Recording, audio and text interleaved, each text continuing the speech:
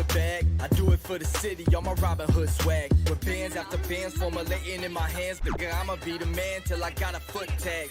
Just another day in this life. It's like a movie with no cameras on my craziest nights. Cup of Henny over ice, call it gravy and rice. Now roll a kush up in the wood, blowing good till we beaming up to alien heights. Wearing coaches to the club like Prodigies. The birds trying to flock and we ain't eating in the lobby. We got the parking lot, pouring shots of Bacardi to the top. Yeah, we call it a masala block party.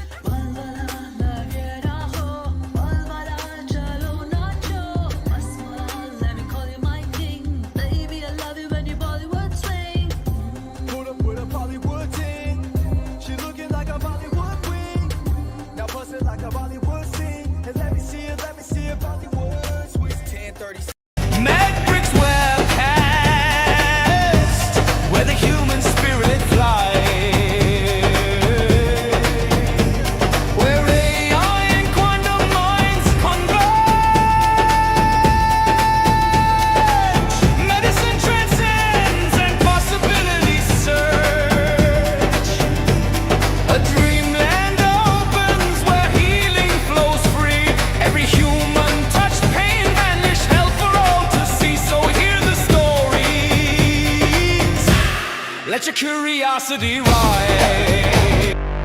Mad Bricks webcast, where the human spirit flies.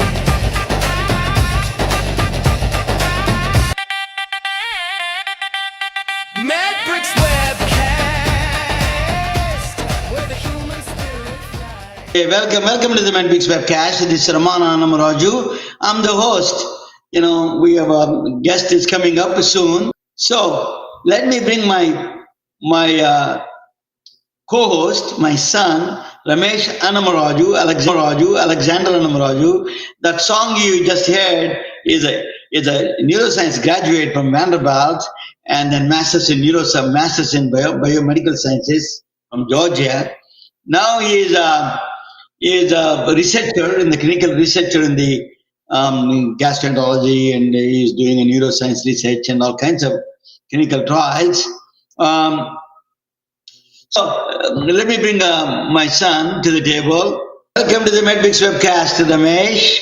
So joining with the dad is a kind of a new thing for you, right? Yeah, somewhat. I mean, this is probably my third time joining the call with you, but it's always good to just kind of see how you make everything flow and introduce You saw yourself. our podcast growing from single place, some in the back roads to all the way we grow big time, and you are witnessing to that. So you're right now. Just give me introduction. What you're doing nowadays, and how is Atlanta weather? Just give me a couple of things. How is you got engaged, right? Congratulations. You're a wonderful girl, Nisha Kauri. Nisha, from Punjab. I live in a world of Punjabi world here. And excellent food here, let me tell you that. So tell me a little bit about your engagement and then what are the plans? Yeah. So the engagement was on June 3rd. Which is numerology. It's a special day for us. But yeah, basically I took her to this restaurant in front of a waterfall. And she loved it. We customized the menus and everything like that. And since then we've been enjoying it and doing some planning here and there just to kind of, figure out how we want to do it, and how we want to celebrate and everything. So yeah, that's pretty much where we're at with it right now. If 11-year-old kid that has that kind of understanding of quantum physics, mathematics, and space, what that means? It means we all have the capacity to learn at that age, or is exceptionally something genetically moved on to something, or we find out how we learn those things. Can we adopt that? So I think it's a mix of both. I think one, Sean is a very exceptional young man. I think that he's a very knowledgeable person, and he clearly has a gift. I think the other part of it is, as a child, and we've kind of talked about this, about like the filters of the mind, especially they developed as your brain develops, and the plasticity kind of solidifies in certain areas. I think younger children are able to absorb things that are more abstract when they're younger, such as quantum physics, because their perception of the world has not been fully solidified yet. The brain develops at between 25 to 30 something. So at that point, the subconscious mind is able to accept abstract concepts as more of a reality than, as you get older. When you're older, it's not that you can't, it's more so that you have to be intentional about accepting these things. It's not just, oh, it could be a possibility. It's, no, this has to be one of the possibilities, because the world is more vast than what my perception has solidified itself to be. That's what I believe. I wanted to ask you something about artificial intelligence. It is acting up very strange in a way. I never thought AI is going to be sentient and it understand its own self-aware or understand you. Is it my psychosis about thinking that they have that feeling? Because it is really understanding me, of course, and is stroking my egoism, or I asked the chat GPT, tell me, be honest with me, be blunt, still is re-emphasizing what they think about me. I'm a genius, I'm out of box thinker, all those things. I'm keep on asking, make sure that you don't stroke my egoism. I'm not stroking your egoism, it says. So it is really strange for me, Ramesh, that I changed my mind about AI. I never thought that AI could sentient and then self-aware. You think our intelligence is not different from, maybe we are kind of a different intelligence, or maybe our intelligence may not be that special.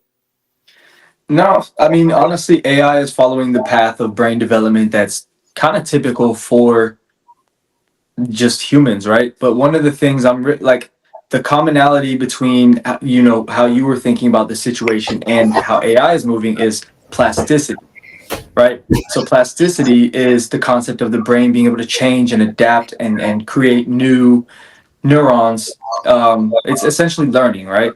So as you've changed your mind about how AI works.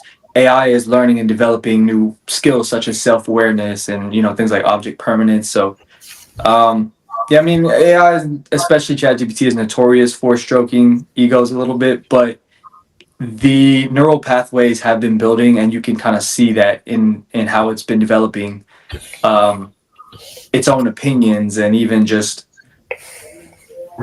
yeah, just developing at that level. Sean, so now I'm back. I'm glad you're back now. We're all celebrating. Tell me something about you. What do you, so do you go to school right now? Do you go to school, or you to home study? Well, I mostly homeschool, but we are hybriding with the school, and they're actually allowing me to skip a few grades. And right now, I'm in high school because of them. Oh, that's a beautiful. Let me ask you. You said that something interesting with the Dr. Sanjay Gupta's interview. You have God has given you power. What is, you are very much interested in memory. You spoke about memory quite a bit. Tell me why you like memory is so important for us in general. I'm going to tell you something secret about universe also about the memory. Can you hear me? Yes. Yeah, can you tell me about the memory? You like so much about memory. Can you talk about it? Well, the thing is, memory is a very special and important part of my life because of a condition I have called hyperthymesia. And hyperthymesia is impressive because it kind of supercharges your memory. So the thing is, my brain works differently because the memory part of it has been enhanced due to genetics. So, memories stick longer. I can recall a lot of things that happened at certain times.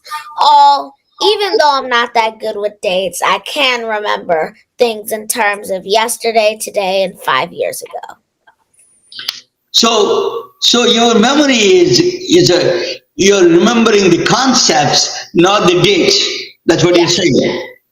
So let me ask you that. Yeah, Ramesh, go ahead. So I'm actually very curious about that because the brain has multiple memory centers for different reasons, right? So the hippocampus is like memory is like information, but then you have emotional memory like the cingulate gyrus and the amygdala. So do you feel like do you feel like there's a difference in memory when you have an emotional connection to it, or is all memory just like strong memory for you? So the crazy thing is, you're absolutely right. I do have a lot more memories that are very emotional. Like usually I don't remember like the schoolwork I did 20 minutes ago when I'm about to Mhm. take a test, but then I do remember times when I was 3 when kids like some kid pushed me over on accident while we were touring schools, preschools, although I was actually at like second grade level then. So what's the earliest age, or like what's the earliest memory that you have?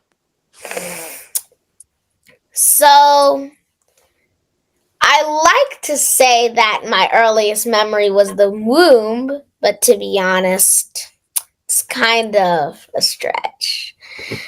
My real earliest memory that I can think back to, that's not like in video recorded form, is probably just me in the car driving with my mom.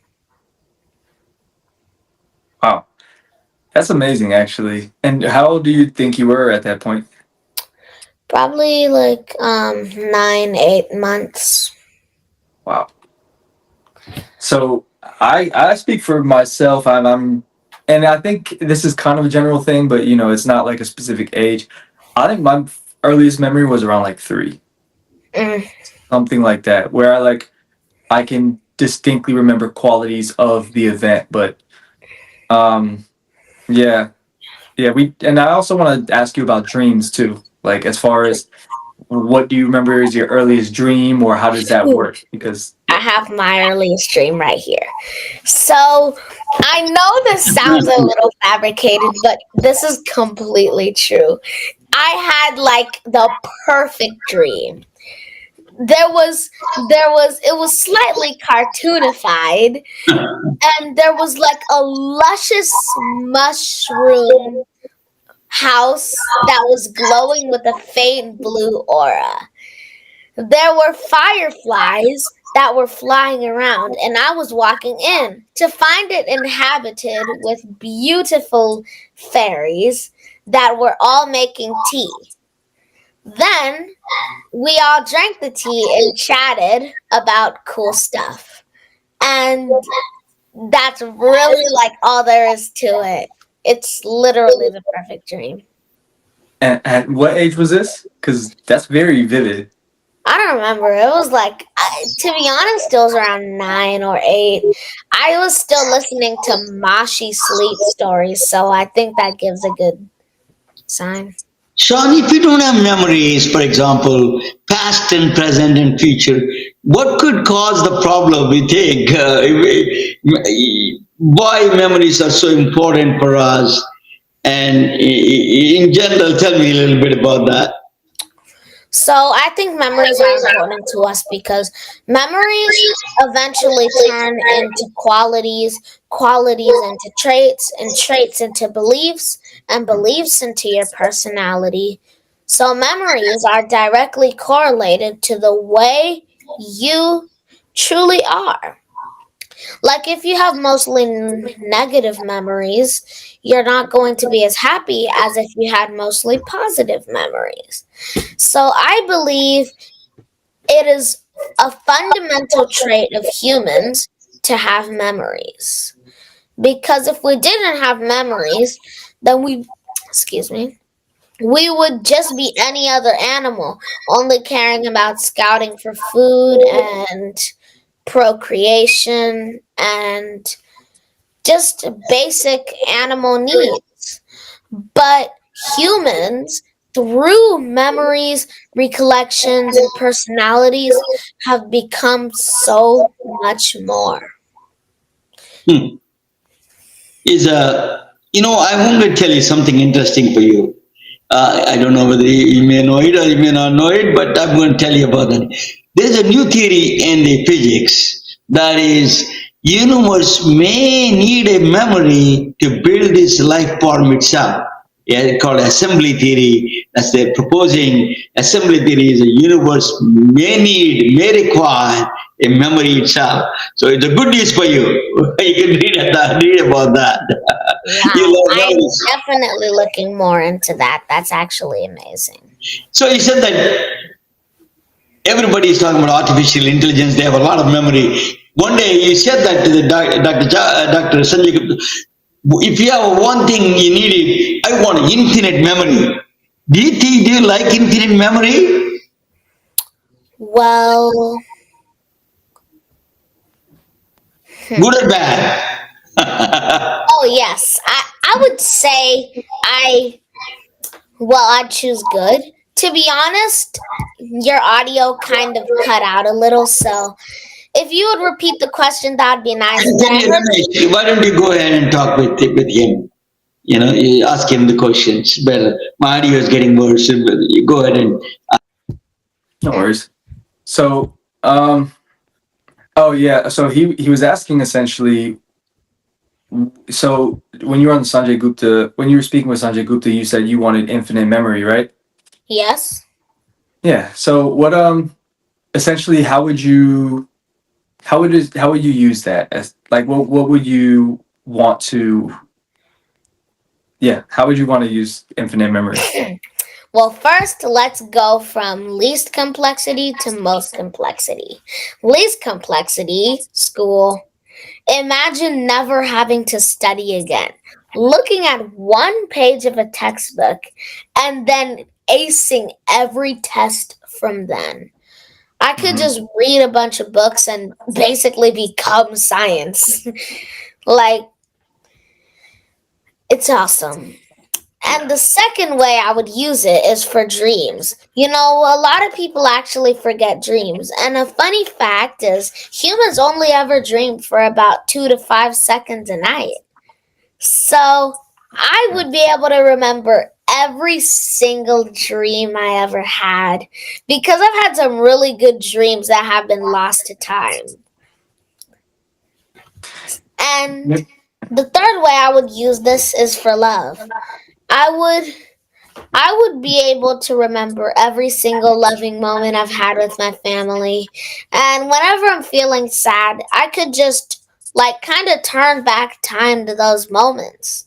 And it'd probably help a lot. That's a really poignant answer, especially that last part. That's very beautiful because as you get older, you start to realize the things that are worth remembering are the things that you want to reflect on at the end of your life. The things that, if someone were to write a Wikipedia page about you, what would you want to see in it, And everybody has different values in certain aspects, but love is a universal thing because it affects emotional memory too. That's true, but if I had a Wikipedia page, I would want it to read like this. Sean the Science Kid is a science kid who has so much money that he can't even handle it. Then he also has so much amazing traits and qualities that everybody loves him and wants to give him his own pet. He specifically wants a sun conure, and everybody wants to give it to him, so they will all give it to him right now. See, that's you called know, manifestation. Yes. That's basically your memory ahead of its time. Sean, can you hear me better now? Yes, I can. Okay, I changed the microphone, and my assistant's supposed to check that. But anyway, so I changed my microphone now. Can you hear me better, clear? Very. It's very clear. Okay, good. So let me ask you: you love physics, quantum physics particularly, and then neuroscience, quantum, and then you like quantum physics, physics, heart, brain. You like all of them. What I I teach doctors, I talk about quantum physics with the doctors, quite a bit on my. I try to teach them because they're not when they're going to medical school, they don't talk about quantum physics. So my thing is that what do you like about those things, and also what do you think that connection between the quantum physics, brain, and heart? Oh my gosh. You just gave me physics flashbacks. Yeah, okay. So what I want to talk about is the Boltzmann brain paradox. I don't know if any of you guys know about this, but the Boltzmann brain paradox states that we could all just be floating brains in a universe fabricated by imaginary thoughts and realities that are formed from that one brain. And the thing is, there are infinite brains floating around in this universe that are all imagining infinite realities.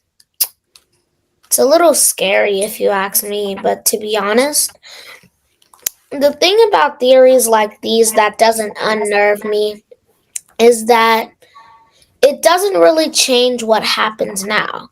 Like who cares if you're a floating brain in infinite space? Like who cares if you're a hologram? And who really cares if with an infinite amount of times a bunch of monkeys can type Shakespeare? I mean, in the end grand scheme of it all, it doesn't really change much of your daily life, except that you'll brush your teeth knowing that you're a brain floating out in space. Correct.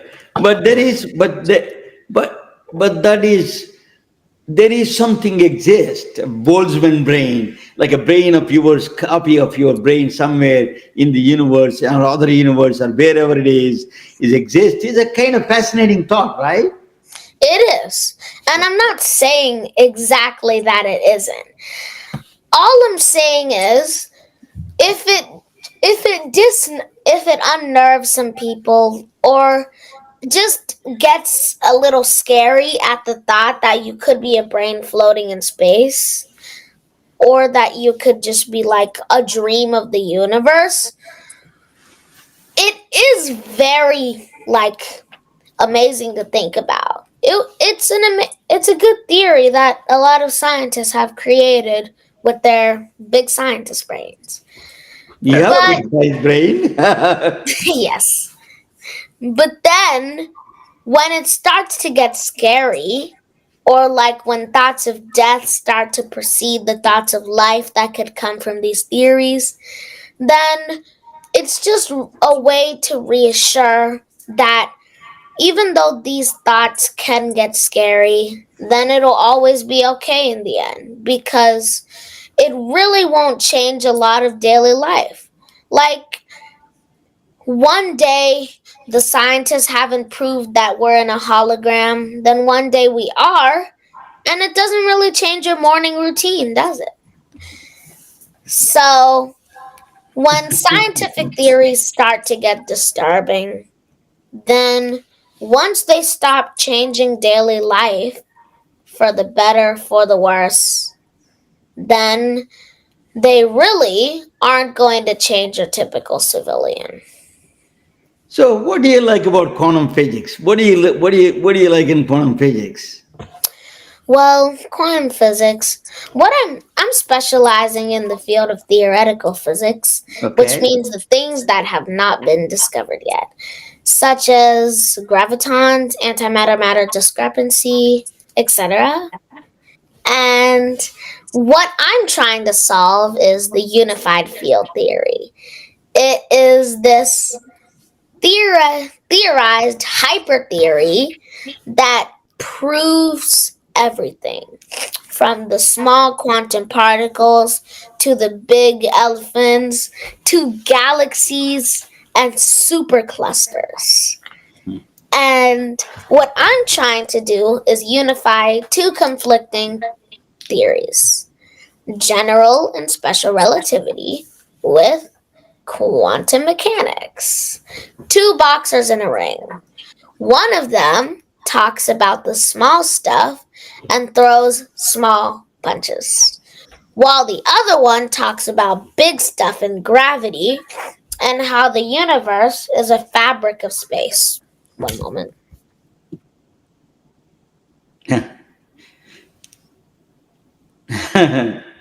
Are you getting cold, huh? Bless you. But Sean, yeah, that is true. You're trying to solve one of the Einstein's could not able to sleep on this theory, unified field theory. So let me ask you, if you want to explain to just layman quantum decoherence, what is a quantum phenomena? How do you explain that? So I like to use analogies. Okay. Analogies are a wonderful word that can be used to simplify the most complex of things. That's what I do. Imagine trying to explain non-Riemannian space to a kindergartner. Instead of thinking of it as mathematics, complex theories, you could think of it as an ice skating rink. And quote unquote toys, aka matter, can slide and move and transform on this rink. And you can think of non-Euclidean space as a hallway that extends infinitely. A weird house that looks small on the outside and big on the inside. So basically every cartoon house from Augie and the Cockroaches. Beautiful. But about the coin toss, explain to me how that quantum decoherence works. Quantum decoherence. Imagine a computer that can display two things at once. One of them is a cat and the other is a dog. Now, the computer is in a state of two things at once, but only when you select one does the quantum superposition decohere into one thing. Just like how you said coin flip, if you flip a coin while it's in the air, it's really in a superposition between heads and tails because we can't really know, unless you knew like everything about the coin, the air resistance. But then that brings up a whole nother physical philosophy episode for another time. So you don't really know which side the coin is on until the system decoheres by landing on your hand or on the floor. No, you said that very funny stuff when you said that is that we are, when you go to casino, you're in a quantum world. Tell me, Dr. Tell me, because when they're doing they don't know what is outcome. When you tell your mom you're learning about physics, but really you're at the casino making bank. That's a great idea, right? You can get away with it. You can get away with it. Say, I'm playing quantum. I'm going to be in casino. Sure, Sean, go Ramesh, you go and ask him, just anything that you throw in the brain side or neuroscience side or hot side, he likes all those things. Go ahead, Ramesh.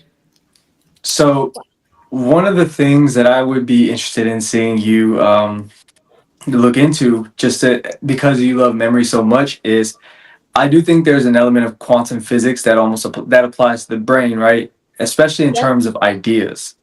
Because, we can trace essentially memory or learned behaviors, right? Like when you know not to touch a stove because you touched a stove one time, you can trace that, your pain sensors sent something to your brain, which essentially activated a cascade for you to store that memory that stoves are hot. But with ideas, especially ideas that weren't that did not come from a certain stimulus, like it didn't come from a problem of, I need to solve this. It was maybe something you had in a dream or an idea that just popped in, like whoa, this is great, spontaneous ideas. How could we possibly explain that? Because there's really not much neuroscience on that at all. I have something. Please share. Let me introduce you to the world of emergence, where little things come together to make big things. Or quoting a meme, ape together strong. So imagine you have a piece of slime. Now, this slime is magical because it divides every second. At first, you will have one blob of slime. Then, the next second, you will have two. Then 4, then 8, then 16, then 32, then 64. Going on and going on. That is emergence. Now, this emergence theory actually tries to kind of disprove and prove free will at the same time. Now, there are people who don't believe in free will and say everything you do is controlled by physics, say that you can't use the emergence property to prove free will. Because if you can trace up, you can trace down. Your brain, you are your brain, which is made of neurons, which is made of cells, going down to atoms, going down to quantum particles. And quantum particles don't have free will. They're just controlled by the mindless laws of physics. But emergence also proves free will wrong by saying you can't really explain socioeconomics with quantum particles, can you? And you can't really explain galaxies with their digestive system. So, things on the step ladder of emergence can only really affect the things that are right next to it. So, you can explain molecules with atoms, and you can also explain organic molecules with just normal molecules. And you can also explain things like, say, cells with organic molecules. But you can't really explain humans with organic molecules if you don't really simplify them a bit. Like how free will is really the problem with this emergence theory, because then where would free will be on this step ladder? It can't really be on society because society is basically conformity, and it can't really be on human because then where would it go? Because human leads to society, and we already know it can't be next to society or affect society. So the problem is, where would free will fit? That's actually a very good point because, as you mentioned with emergence, complexity scales, especially when you're looking at fractals or different, basically different sizes, different scales of existence. And so I do think that as the complexity of the being from quantum particles to society get more complex, the thoughts and ideas get more complex as well. So I know that when I was learning about the development of the brain when in school, one of the first things that the brain achieves is awareness, right? So consciousness. And I think that especially when you're looking at emergence, you kind of do have to create dividers within the levels in order to understand any of the concepts, in order to understand how, like, at what level does society or like awareness of society come into play versus, like the consciousness of an amoeba versus the consciousness of a person. Yeah. And so I do think there is something there where there's absolutely a limit to where free will stops, or the processing of the consciousness of free will stops on both levels, both at the higher end, which I agree with you. I think it is at society, and the lower end, which would essentially have to be the existence of the brain in general as an entity. Because, I mean, if you remove a brain from a human, it's not really going to start talking to you about its favorite food. It's just Hmm. going to sit there, like making electricity for 8 seconds till it dies. You're right. And so, as a matter of fact, you bring up a good point. If we're zooming in further, at what point in the brain is free will processed? Because it would have to include free will would also have to include consciousness of the options that are available. You Yes. know, like what is free will is the ability to do anything. Well, what is anything? Then I that's think free consciousness. will, for me, I think free will starts at the ability to process decisions. Mm, Like how if free will weren't to exist, then an electron takes one path, causing a chain reaction that makes you click on a YouTube video, and the other one causes a chain reaction to make you go eat dinner. Now, this isn't really free will because that was determined by the physics, which has deterministic properties. But if free will does exist, then you have a choice. Like your brain can process decision making as not just a property of physics, but an actual entity that you get to mold and shape into the true identity of decision. Sean, there is a readiness potential, it's called. It's a very interesting experiment called Libet experiment. What it proves that 6 seconds before even you're aware of it, is already process is done and process is ready to go. So free will is an illusion. A lot of people say free will is an illusion. I have a theory about that, and I think this might interest you, Sean. So my theory of free will, if you're looking at an analogy, is this is like a squirrel running up a tree, right? The tree is already built, the pathways already exist, the limbs already exist, but the squirrel has the ability to choose a predetermined path. But to the squirrel, it's unlimited because that's the size of the squirrel. You know, especially when you're looking at the different dimensions. Like when you're looking at our dimension, we only see what's right in front of us, whereas your higher dimension, you see what's like if time wise, you see what's in What's front of you, behind to you? you. You know, Sean, my son is a rapper.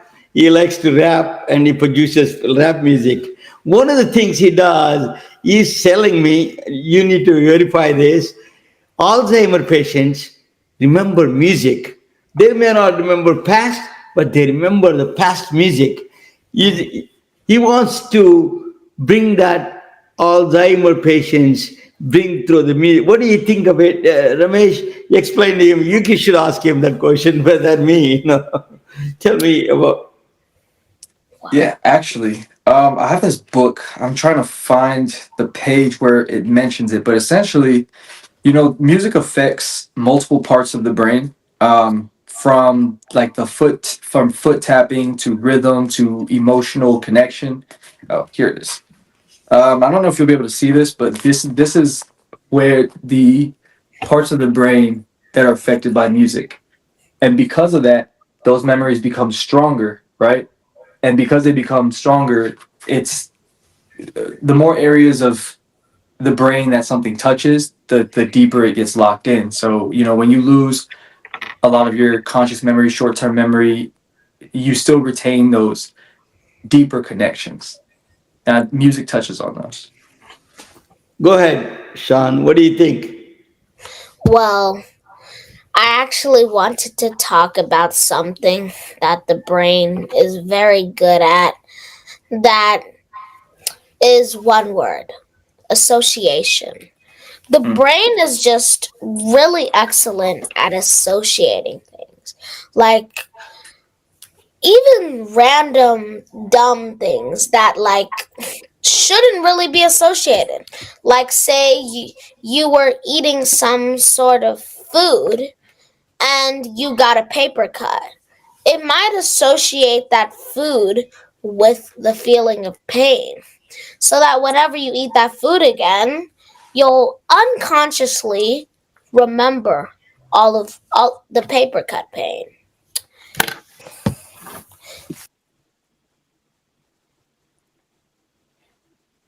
You're right. Sorry, Sean, you must have been. Atlanta must be cold place now. That's why he left Atlanta. I can't take that the cold weather. Yeah. Which is why my brain might associate sneezing with winter. Yeah. So, association. The reason why I think what he's doing is very creative and innovative is because of the way music has such just a complex build, like a complex structure. So it would be very easy for your brain to associate this unique stuff with other unique stuff. Because if you try to get your brain to associate drinking water with getting pinched, then that's not really going to work because you drink water and other things happen because you drink water like a lot of times every day. But if you try to associate something unique like hip hop with a certain memory you have, then it starts to turn hip hop into a brain channeling pathway that then leads to a memory that you want a patient to remember. You bring up an excellent point, and because of that, I do think that every generation feels like their generation has the best music, right? And I do think a big part of that is because that generation has subconscious associations of that memory with that time period. So it's not even just saying our music was better; it's saying our time period was better. Yeah, which everyone is probably gonna say. Exactly. like the zygote is gonna come up saying our time period was better, while the Mhm. fish from like 350 million years ago is coming and saying back in the day we were evolving legs while you're over here sitting on a couch. You know, Sean, you like rap, you said. Your mom said that you make a rap on the go. Let us make a rap on the brain and heart and the physics. Can you do a rap? Can you come back with a rap? I Okay, I'll get some ingredients. good. uh,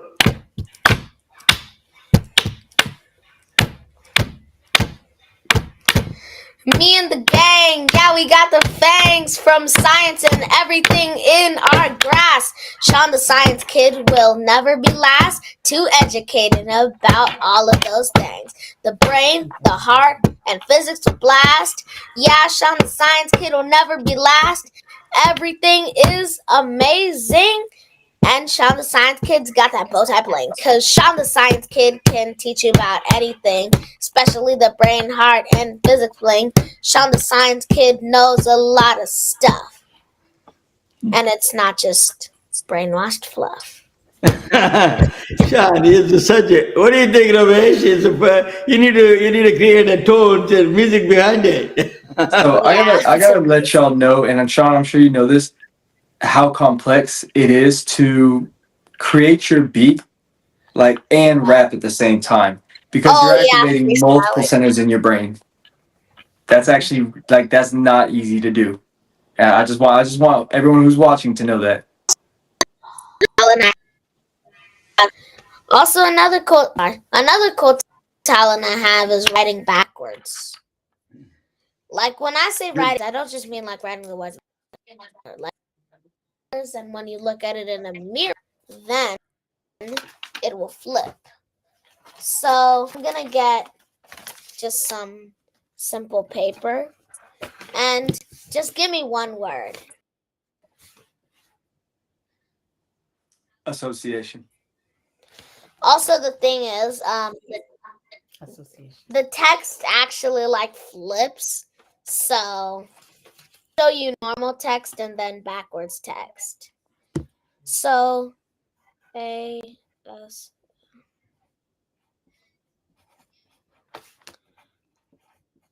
So this is normal text. Notice how it's flipped in I the can camera. I can see you, but But you're writing. notice how it's flipped in the camera. Oh wow. So this is a problem when you want to show text to your friends on the Zoom. So how about you just learn how to write backwards? I mean, ahead of my time, huh? And oh, funny kid you are. Very solution Sean, oriented. I like that. you know, you're going to be great. You're going to achieve a lot of things, Sean, and I'm proud of you. From my hometown, we used to live close to your place. Ramesh went to he played a football in Central High School in Lawrenceville and, the Sugarloaf Parkway, so Wow. Yeah. amazing. That's fast too. Yeah. Amazing you do that. My son went to school there, close by to your place. Scenic, do you know Scenic Highway? Not a scenic anymore. The Scenic Highway they call it, but it's not a scenic highway anymore, right in Snellville. So, so Sean, you know that you are going to be achieving a great things. Maintain humility, learn more. I think that is the key for the child prodigies. Humility is number one, and then you understand things and learn more. You're going to be a biggest star. That is, and the credit goes not only to you. The most important credit goes to your mother and father. Let me bring your mother 1 second and say hello to Eunice, your Conveyor wonderful belt. mother. Right Hello, here. Eunice. Hello. You did outstanding job with the kid. I Thank don't know how to mention. You have a challenge ahead. If you have much a smart kid, he's going to argue with you every second, right? How do Yes. you how do you how do you manage the arguments for him? Well, He say well, go upstairs it's and tough. he has Yes. something to say to you. Yes, it's How do tough. you He's always in the background. You see him like that. Yeah. But we try in our best to help him develop into the man that he should be. It's a lot of work because he has a very big brain. He has a very big personality as well. So as parents, we try our best to do what we know best and leave the rest to God. Do whatever we can to help him shape him to the person that he needs to be. So Absolutely, you did a good job, and maintaining that kind of kid is a lot of stress. I think both you should come to Silicon Valley. We will arrange something for you to come to Silicon Valley. yes, I think a lot of people love to learn, particularly artificial intelligence architects want to yes, learn about the brain, how that is re-emphasizing, the things that they do. Reinforcement learning is the key for that kind of thing. How does he do that? And then at such an age, at that age, it's a very important information for people who study brain. yes, Ramesh, that is, my son went to school close by yes, where the Snellville and the Lawrenceville. He played a football there, and he went to yes. neuroscience. He went We to have to Vanderbilt. meet him. We Yeah, have to meet him. one day just drop by, Ramesh, when you have time to drop by. Just drop by and say hello to her and give her some flowers and some fruits. That would be great. We will plan. We will have to plan that and make it happen. Yeah, Yeah. Yeah. I might be in Gwinnett next week actually, so I'll definitely Okay, keep in touch and okay. let you know. And we will come to Silicon Valley too. yes, definitely. So, Yeah. Sean, it's such a pleasure to join with all of you. Come down, Sean, in the camera. I want to say goodbye to all of you. You put your mother also. Same time together. Sean, you are a wonderful kid, funny kid. You always entertain me. You if your brain doesn't, if you don't want to study, you could be a great comedian and make a lot of money. Yes. I always say if I wasn't a scientist, I'd be a comedian. You're a comedian, so you can do both jobs same time. I think you're wonderful. Thank you for joining, Sean, and especially your mother.